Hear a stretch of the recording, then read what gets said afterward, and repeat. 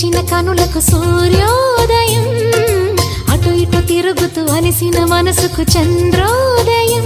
రెండు కలిసి ఒకసారి